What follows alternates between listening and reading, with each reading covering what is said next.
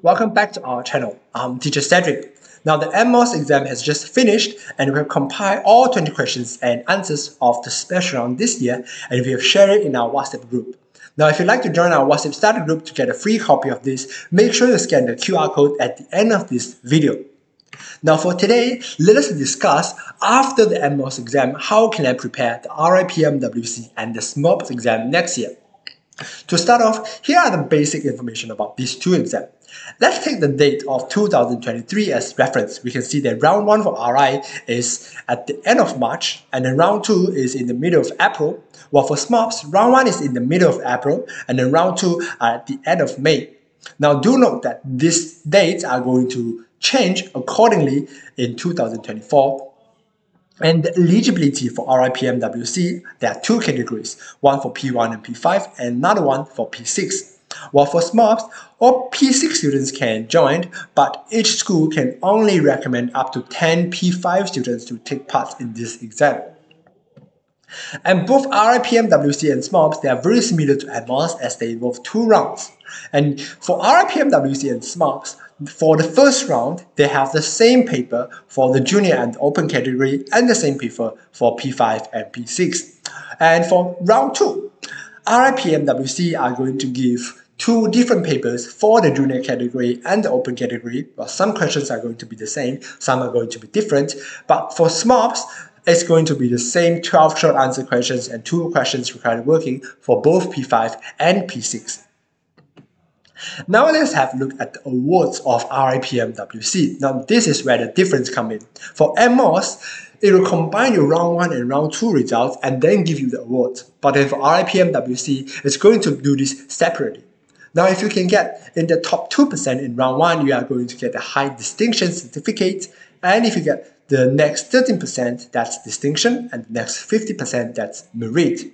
And then only if you are in these two categories from round 2, then you are going to get invited into, if you are in these two categories from round 1, then you are going to get invited into round 2. So this is where the big difference from round RIPMWC and NMOS. It gives you awards separately according to your result in round 1 and round 2. It's not going to combine the score. And this is the same when it comes to SMOPS. Again, if you are in the 1.5% in round 1, you get platinum, and the next 2.5% you get gold, and then the next 6% silver, 10% bronze. Again, this is only for round 1. And then you only get invited into round 2 if you fall into these two categories over here. Now, let us have a look at the topics classification of NMOS, RI, and SMOPS so we have a rough idea of how we can prepare for these two exams. Now, compared to NMOS, we can see that RIPMWC focus more on the geometry problems. There are a lot of geometry problems that can be very difficult in RI, and then when it comes to SMOPS, it focuses on number theory, calculation, as well as counting problems more than the NMOS. So this gives us a rough idea about how we can prepare for these two exams. Now, when it comes to preparing the RI and the SMOPS exam, there's this big misconception is that we only need to focus on learning the new topics for RIPMWC so that we can skip those topics in NMOS because we have already learned it before. And this is totally wrong. That is because even though topics in NMOS are going to get covered in the topics in RIPMWC and SMOPS, they are going to get tested in a more challenging way. Let me give you an example. Here are two geometry problems from NMOS and RIPMWC, and they both tested you on geometry models. But for NMOS, we see that it only involves half model, but for RIPMWC, it's going to take you a lot of knowledge on both the equal height model, bird height model, principle of fixed difference combined all together into one question. So even though we have already learned about these geometry models, if you didn't have a comprehensive understanding on top of this, then you're not going to ace the RIPMWC, you're not going to solve these problems involving a lot of key points at the same time. Therefore, this is what I would suggest. In order to prepare for the RIPMWC and SMOPS, the first step they are going to take is establish a strong foundation. You will need to do enhanced revision on all those topics that you have learned in NMOS before you can move on to learning new topics in RIPMWC and SMOPS. Once you have established a comprehensive understanding of the very foundation of all the basic topics in NMOS, then we slowly progress into the more advanced topics and new knowledge in RIPMWC and SMOPS. This is going to guarantee you to ace the RIPMWC and SMOPS.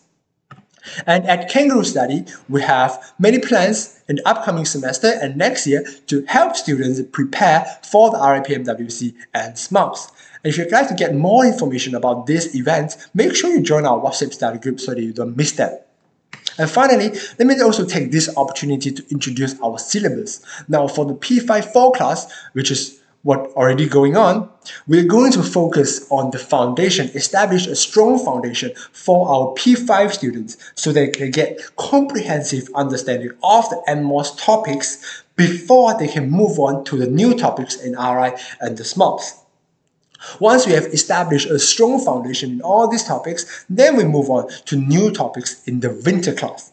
And then this is going to connect all the topics in P5 syllabus to those P6 syllabus that's going to be tested in the RIPMWC and SMOPS. And finally, right before the RIPMWC and SMOPS, we have the P6 spring class, which is specifically designed to help you ace the RIPMWC and the SMOPS. But in order to learn all these topics in a systematic and comprehensive way, you are going to need a very strong foundation in your NMOS syllabus. So if you want to ace the RIPMWC and SMOPS, you have to start early on in P5 in order to do enhanced revision before you can move on to learning all these new topics. For example, we can see we have comprehensive word problems, that's more difficult word problems compared to the word problems in NMOS. And then there are going to be a lot of logical reasoning, which is some of RIPMWC's favorites, construction and proof, which comes in SMOPS, and then N-digit problems, as we mentioned, number theory problems, SMOPS favorites, combinations and number theory, again, SMOPS favorites, and then in travel problems, this is RI favorites, and especially circles and sectors and irregular shapes, geometry problems, one of RIPMWC's favorites. So if you'd like to reach out to our teachers and learn more about our course information, make sure you join our Facebook study group and our WhatsApp study group so that you don't miss any of those. Now that's it for today. I'm Teacher Cedric, and I'll see you soon. Bye.